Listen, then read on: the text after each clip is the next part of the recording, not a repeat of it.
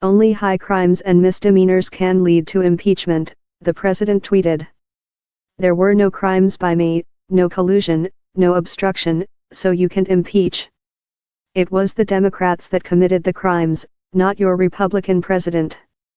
Tables are finally turning on the witch hunt.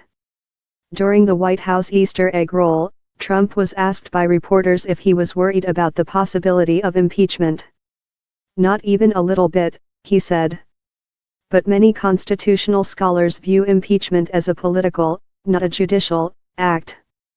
In 1970, then House Minority Leader Gerald Ford said, "An impeachable offense is whatever a majority of the House of Representatives considers it to be."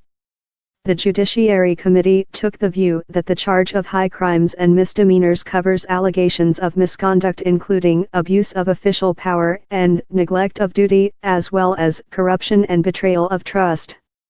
Impeachment proceedings against Nixon ended with his resignation.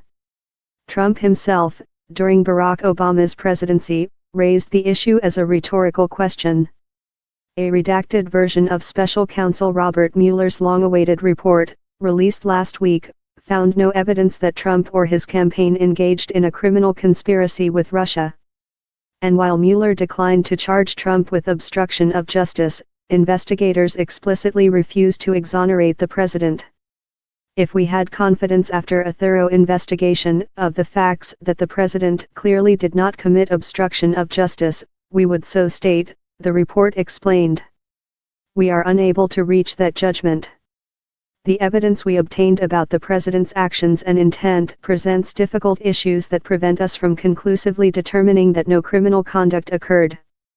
Accordingly, while this report does not conclude that the president committed a crime, it also does not exonerate him. The report chronicles at least 10 attempts by Trump to obstruct the special counsel's investigation.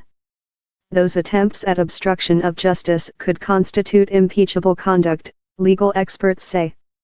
George Conway, a prominent conservative lawyer and husband of White House counselor Kellyanne Conway, believes the evidence collected by Mueller is so damning for President Trump that he should be impeached immediately.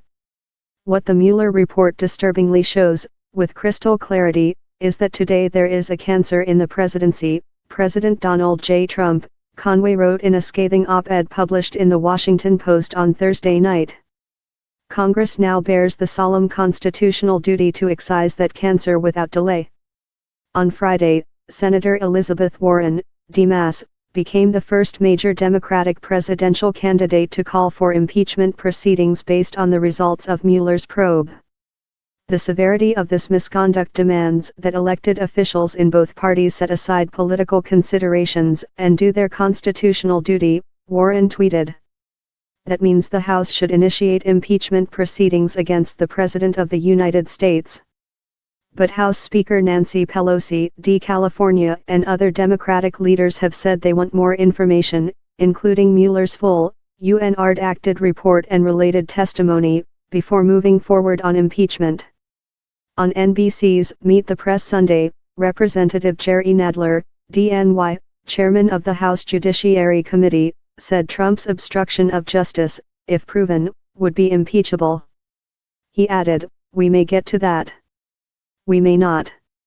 More coverage of the Mueller report from News Pulse News.